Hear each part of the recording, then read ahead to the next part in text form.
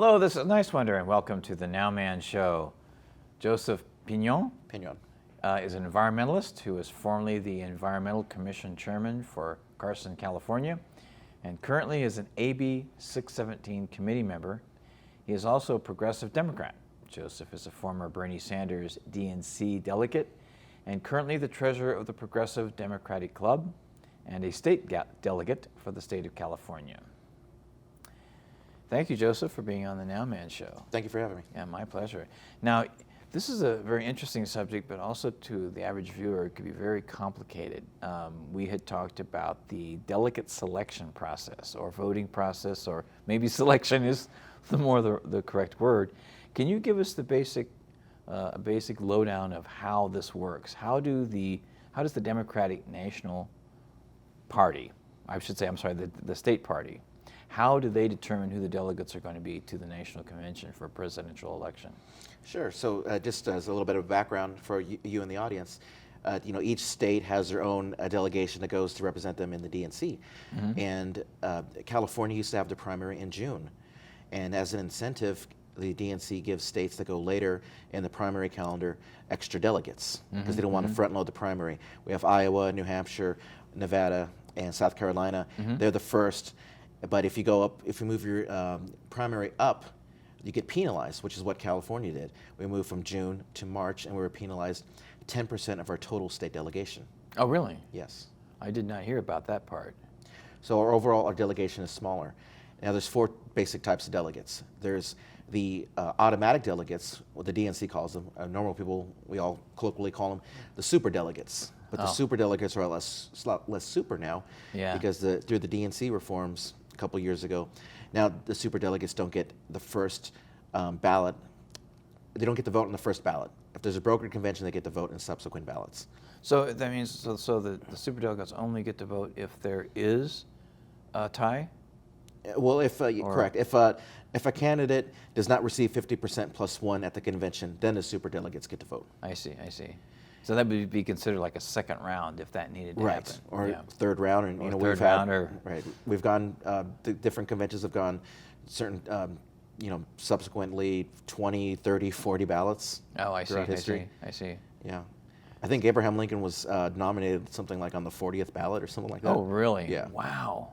Of course, that was the Republican Party, which was they were more progressive at that time than the Republican Party obviously is now.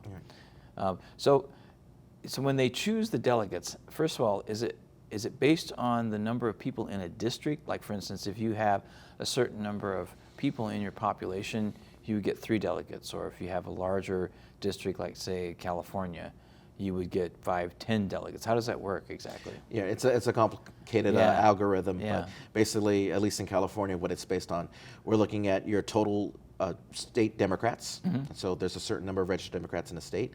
And then we're also looking at how many Democrats voted in the last presidential election. We're looking at how many Democrats live in each congressional district, how many voted in each congressional district, and that determines how many potential delegates get to go by congressional district. Mm-hmm. And that's the second type of delegate, is the district delegate.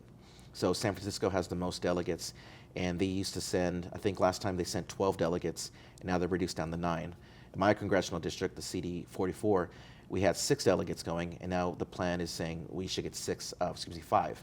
You should get 5 this time. Okay, and then there's, what's at large? I don't know what that is. Right, so that's another type of delegate. And so let's say, for example, Eric Swalwell, who was running for president, he dropped out now. Oh, yeah. But he was a congressman in California. Oh. And let's say he was still running in the race.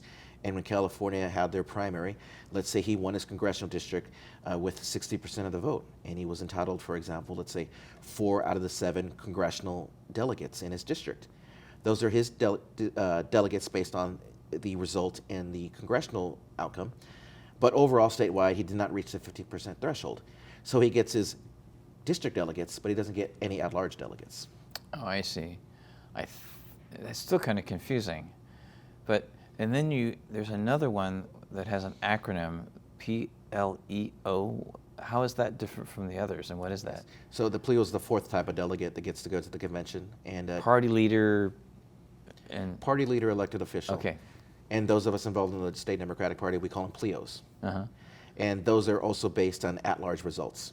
The difference between a Plio delegate and an at-large delegate is who is able to apply for the Plio spots is very limited. Any registered Democrat that lives in California could apply to be a district delegate and get elected, or apply to be an at-large delegate and get appointed. The Plio delegate, the pool is much smaller. We're looking at, and there's actually a pecking order. So if you're a statewide elected official, if you're the state treasurer, if you're the attorney general, and you want to go as a delegate for a certain candidate, and you have over here the county supervisor in Yolo County, well, the statewide elected official gets priority over the county supervisor. Wow, so that sounds very confusing to me. No wonder a lot of people don't know a lot about it, even if they're, let's say, a district delegate. How many people do you think that are delegates, actually, that would say go to the National Convention? How many people really understand what it is that you explained to me now? Oh, very small. I mean, even those who are, let's say, state delegates to the party like I am, probably, I would say, but barely over a half are really familiar with the rules.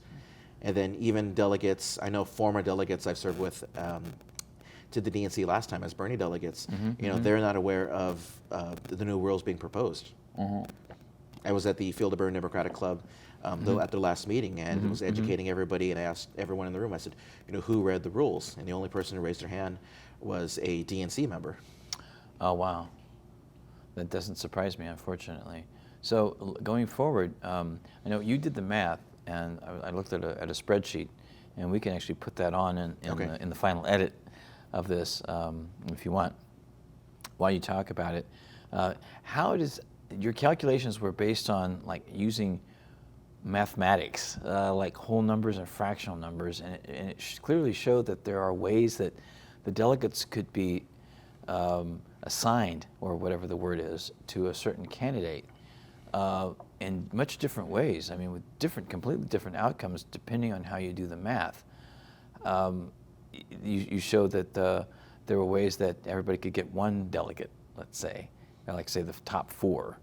If it was Biden and Kamala, or Bernie and Elizabeth Warren, they could get one delegate. Or there's ways that the top two could get two, and the bottom two would get one. I didn't even understand how in the world that could even be calculated. And what, I guess the most important question I would say here, how do you think that's going to play out when we get to the primaries this year? And there's also something about voting, or the ability to go to other, to shop around. What is that? What is that exactly? Okay, so to answer your first question, the state of California has a 15% threshold. So, which means? So a candidate would need to receive 15% either in the district to get district delegates, or 15% statewide to get at-large and Plio delegates. So let's say you have a candidate and they only get 14% in statewide, and they get no more than 14% in any of the districts. They're entitled to 0 delegates. Wow. Well, so if they they have to have at least 15%. At least 15. So how would they get, let's say, more than one delegate in a district if there were, let's say, 10 delegates? Well, so if there's 10 delegates available, what you would look at is the district results. So it depends on, in each district, how many candidates have reached that 15% threshold. So let's say, for example, Joe Biden has 30% of the overall total, but only, let's say, for the sake of simplicity, let's say that Joe Biden had 30%, and then Bernie Sanders had 25%, and then Harris had 20%.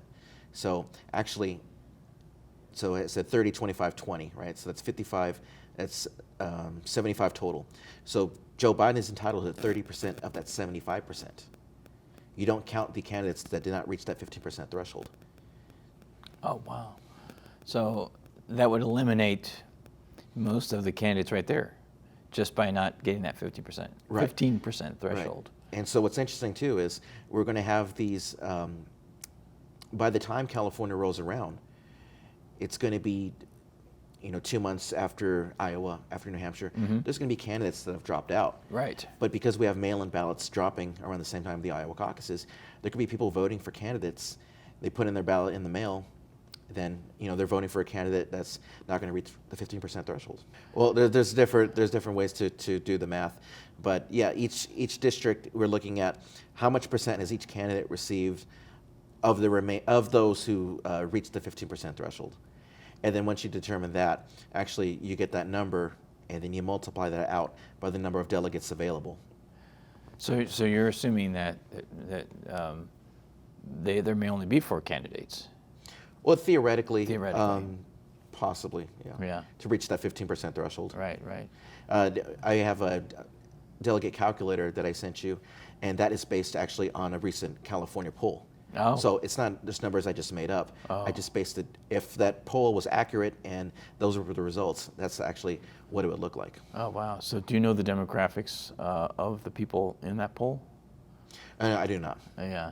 See, that's the thing. They never tell you when they have polls. They don't tell you usually who the demographics are. What that consists of. I know there was a poll. I think it was done by an organization called Emerson or something like that, and I do believe it included the demographics, and it was a diversity of people and ages, and that's the first time I'd seen a poll, at least in this election cycle so far, where they released the demographics a little more specifically. And when you have a diverse demographic that you're polling, guess who is far ahead? It's Bernie Sanders. So that's why I wonder, what demographics are they using when they say Joe Biden is has the 5 or 10% lead over Bernie? But it always seems to show that it is Biden-Bernie. Right, most of the polls that they release. And that's, I think, one of the problems with polls is they could be a self-fulfilling prophecy. That's right. So you can have a lot of polls showing Joe Biden as the top vote getter, and then it gets into people's mind, well, we got to elect Joe Biden because he's the one who's going to take on Trump. Exactly. But the poll's based on, voters over 65 years old. That's right. Or let's say if it's CNN doing the poll, the average viewer of CNN is 60-something years old. So that's another thing they don't talk about. And why people limit themselves, to this, to just these mainstream media networks, when their average viewers are like retirement age or even older, like 65 or older, and yet they have such a stronghold. I should say the big money in the political system. They own the media. These media companies, they have such a stronghold on the American public, particularly Middle America. That they don't really represent the whole of America. So what's interesting about this election that we have right now is that, unlike the last election, I have a feeling there's going to be a lot more younger people and a lot more people of color that are going to be voting because they saw what happened last time, right? And they don't want a repeat of what happened last time. So CNN or MSNBC or even Fox, they're not necessarily going to report that because they're still going to rely on their viewership, the people that tend to go out and vote, which are older, from the way it has been up to this point, right? So this election could be completely different, or it could be have a similar outcome, but just using different strategies to get there, because this is a very well-oiled machine we're talking about here. And our political system is technically corrupt, right? Because we actually have a Supreme Court law that is called Citizens United. So, if it was another country, it would be totally against the law, to have lobbying or, to have money in the political system like that. Well, there was a lawsuit with the DNC where basically they argued in court that we don't need to provide fair elections. Wow. That's true. I mean, and there's been so many, we already know what happened to the outcome last time. I mean, obviously there were emails that were leaked, and clearly I saw some of them, and they were marginalizing of Bernie Sanders and Cornel West, who he had picked for for the platform committee. And I said, wow, and that's only a small tip of the iceberg of the emails. And of course then, obviously the DNC couldn't deny it. So that's why Debbie Wasserman Schultz stepped down, right? So, and then there's the superdelegates that were used obviously to benefit Clinton, particularly in those places where Bernie won the majority of the popular vote in the primaries. And in the case of West Virginia, he won all 55 counties. And then there was a Bernie delegate standing behind the person answering the roll call at the convention who had a sign say Bernie won all 55 counties, while they're reading the roll call to the chairman that Hillary Clinton got something like 35 of the votes, for the whole state, and then Bernie got 15. So it was things like that that exposed the fact that something was going on there. So we got Hillary Clinton. Many people feel, because that's how the DNCs decided to run their club. I think back in 2012, there actually was a candidate in prison from West Virginia, and he was entitled to some delegates too. And there was another protest candidate over in Louisiana, and I don't believe they seated those delegates for the 2012 DNC. Well, we're going to take a little break, and we're going to bring in another guest who's going to talk about an interesting topic for a few minutes. And but first, let's watch a video with Bernie Sanders from Santa Monica, who spoke in a rally there at the Santa Monica High School in July of 2019. At the end of the day, the 1%, and I deal with them every day, they are enormously powerful. They influence what goes on television. They own the TV. They own the newspapers. All right? They own our economy. They own our political system with massive campaign contributions. But at the end of the day, the 1% is 1%. We are 99%.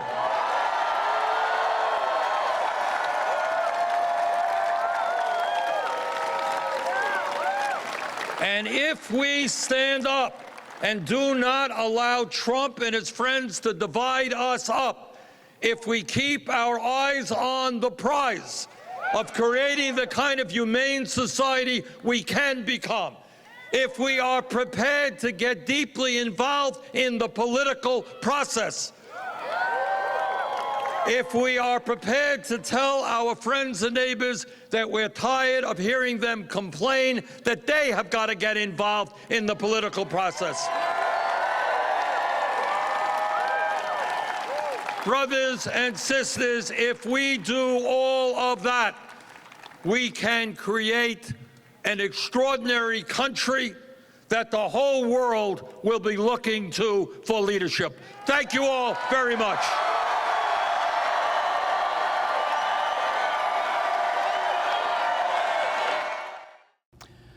And we're back. This is Nice Wonder, and you're watching the Nowman Show. Now I have with me also Jameis Rogowski, who is a webmaster with a passion of truth and exposing hypocrisy. His websites include cooperativeparty.com, PresidentTulsiGabbard.com, YourDoctorIsALiar.com, SpreadPositiveThoughts.com, TheAlternativeHealthBookstore.com, TheTruthAboutCBD.com, LookAtThisNow.com, HelpPeopleNow.com, DemocraticUnityFund.com, and more. Jim, thank you for being on the Nowman Show. Thank you, and everybody can go to jamesrogowski.com, which is where they're all listed. The reason you invited me here is to talk about the Democratic Unity Fund. Yes, that was the last website I mentioned. So, when we talked about that, first of all, what is the Democratic Unity Fund? The Democratic Unity Fund, on its face, is a reasonable thing. It was announced on May 17th by Barack Obama. I got an email from the Democratic Party. This May 17th? This May 17th. 2019. 2019. Huh. And on the face, it makes all the sense in the world. They're trying to raise money for the party because Donald Trump has got $100 and some million already. And individual candidates need to raise money for their presidential campaigns, and working together, the candidate and the Democratic Party could team up, put out some kind of promotional materials, and split whatever donations are given. Mm-hmm. That all makes sense. It's wonderful. Party unity, all that sort of thing.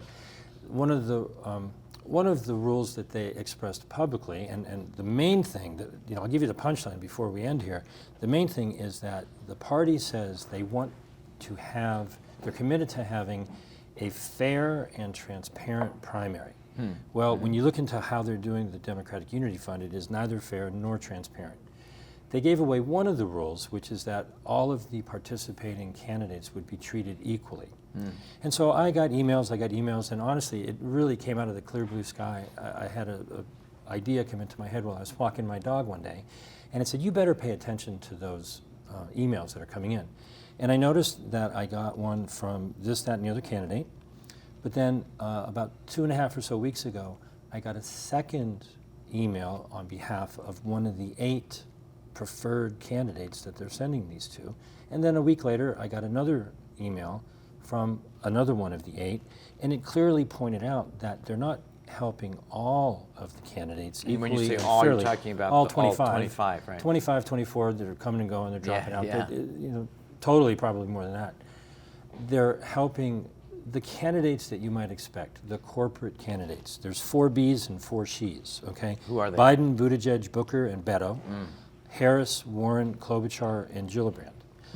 Of those 8, 7 have qualified for the next round of debates.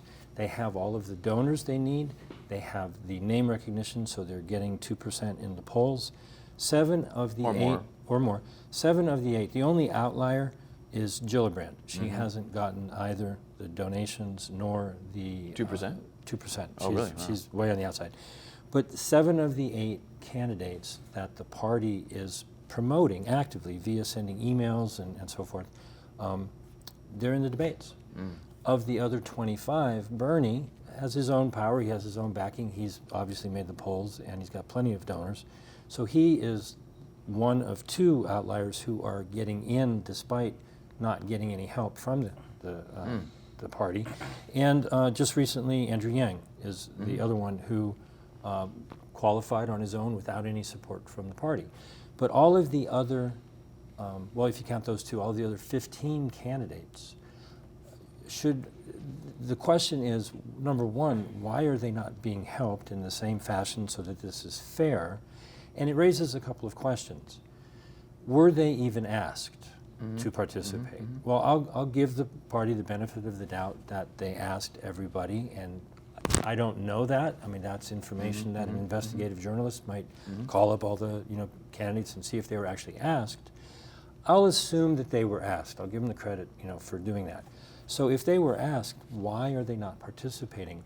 What might it have cost them to participate in this? They get access to donors, they get access to an email list being sent out, they get access to the power of the party.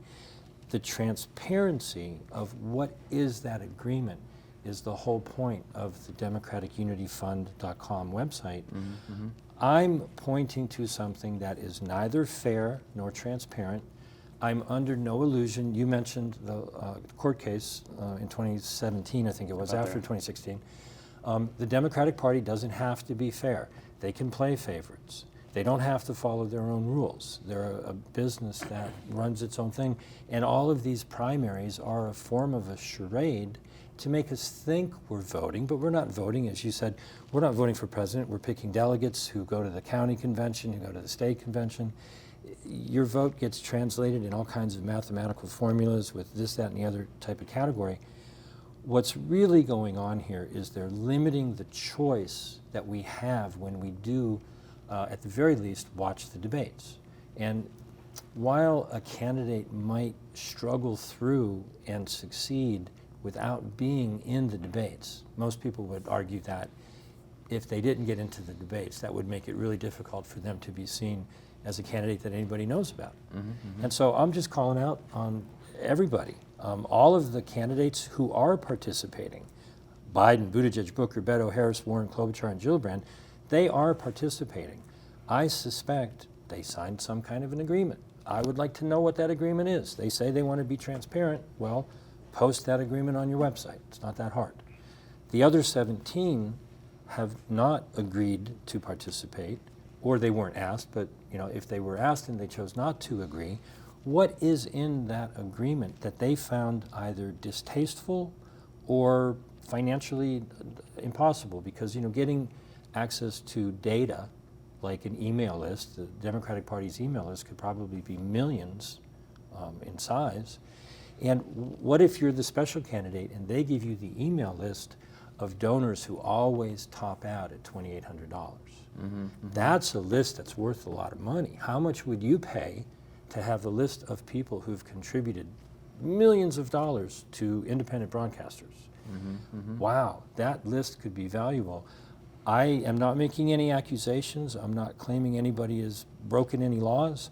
I'm saying they're not being fair. And they're not being transparent. And they're not being transparent, even though in the footer, the disclaimer on all of these emails, the Democratic Party is committed to a fair and transparent primary.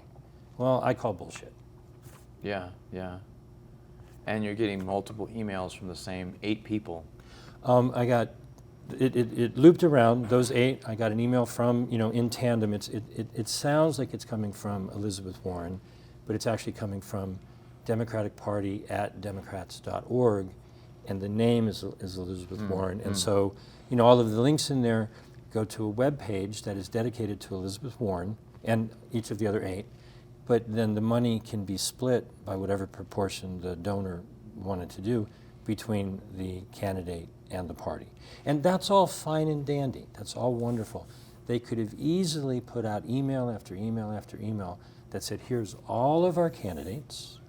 Donate to 1, 2, 3, as many of them as you like, and they'll split it. That would have been fair. And they could have posted the agreement with, what did these folks have to agree to do in order to participate? And it would also be nice to know how do they plan on spending that money. And I'd love to see the Federal Election Commission report on how much did Buttigieg receive as part of this, because he's made a lot of money, and everyone else. How much of the donations are coming, not just report on the donor that made the donation, but the donor is actually donating through this tandem effort with the party, and then it's going into the candidate's coffers. It makes it look like the candidate is being successful in doing all that work, but they're doing it with the help of the party. Thank you for sharing that, Jim. That's obviously a whole lot more we could get into, but that's. I appreciate the time for being here. Yeah, They say they want to be fair. They say they want to be transparent. Me too. Yeah, I want that too. Well, we've already seen a list. There's been a recent list too of billionaires. How many billionaires have donated to the candidates too? And that's an interesting list. One correction on what you said. One of the websites you said was PresidentTulsiGabbard.com. It's actually .org. It's .org. Okay. And but everything I do is wide open. It's all on JamesRogowski.com. Thank you, James. Thank you for having me. And my pleasure. And Joseph, you want to give us a few closing comments where people can find out about you or learn more about the process?